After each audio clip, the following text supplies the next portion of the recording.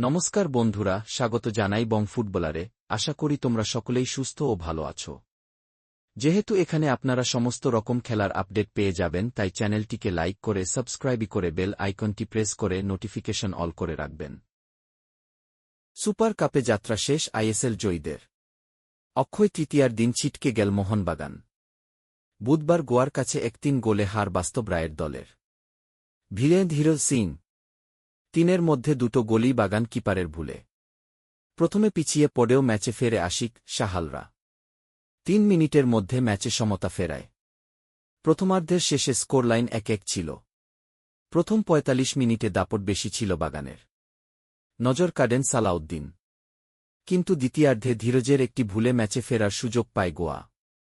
8 মিনিটের মধ্যে বদলে যায় ম্যাচের রং। জোড়া গোলে এগিয়ে যায় মানোলো মার্কুয়েজের দল। একাই পার্থক্য গড়ে দেন বোরহা ফার্নান্দেজ। 2 গোলেই অবদান স্প্যানিশ তারকার। মোহনবাগানের বিরুদ্ধে এর আগে 15টি ম্যাচে বিশেষ সাফল্য ছিল না মানোলোর। মাত্র 4টি ম্যাচ জিতেছিলেন। শেষলগ্নে বাজিমাত। শুরুটা ভালো করে গোয়া। প্রথম দিকে ঝাপটা দেওয়ার চেষ্টা করে।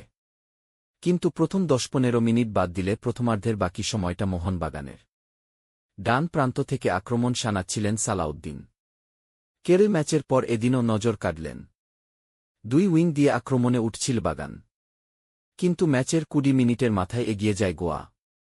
বোরহার কর্নার থেকে বল ব্রাইসন ফার্নান্দেজের পায়ে লেগে গোলে ঢুকে যায়। তবে সমতা ফেরাতে বেশিক্ষণ অপেক্ষা করতে হয়নি। আগের ম্যাচে সালাহ, শাহাল, আশিক, সুহেলের চতুর্ভুজে কেরল বধ করেছিল বাগান। এদিন আশিক, সুহেল যুগলবন্দিতে ম্যাচে ফেরে সবুজ মেরুন। বাঁ দিক থেকে আশিকের ক্রস থেকে গোল সুহেল ভাটের। কিন্তু অনভিজ্ঞতার খেসারত দিতে হল কলকাতার প্রধানকে। ডোবালেন ধীরজ সিং। বাগান গোলকিপারের ব্যক্তিগত ভুলে ছিটকে গেল আইএসএল জয়ীরা। ম্যাচের 50 মিনিটে পেনাল্টি পায় গোয়া। ক্রোজিচকে বক্সের মধ্যে ফাউল করেন ধীরজ। পেনাল্টি থেকে গোল করেন ইকের গুয়ারৎসেনা। এটাই ম্যাচের টার্নিং পয়েন্ট। ধীরজের ভুলের জন্য সুপার কাপ শেষ কলকাতার প্রধানের। দ্বিতীয়ার্ধের 8 মিনিট পার্থক্য গড়ে দেয়। বরং বলা চলে গোয়াকে ম্যাচ উপহার দিলেন ধীরজ। সুপার কাপে নিজেকে প্রমাণ করার সুযোগ পেয়েও হারালেন।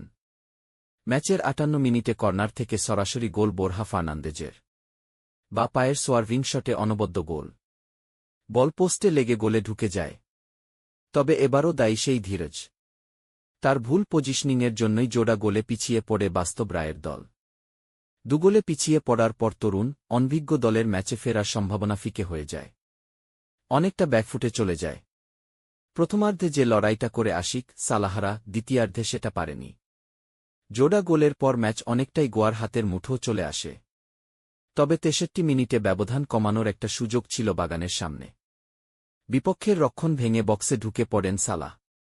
কিন্তু পায়ের জঙ্গলে আটকে যায়। ম্যাচের 83 মিনিটে অফসাইডের জন্য সুহেলের গোল বাতিল হয়ে যায়।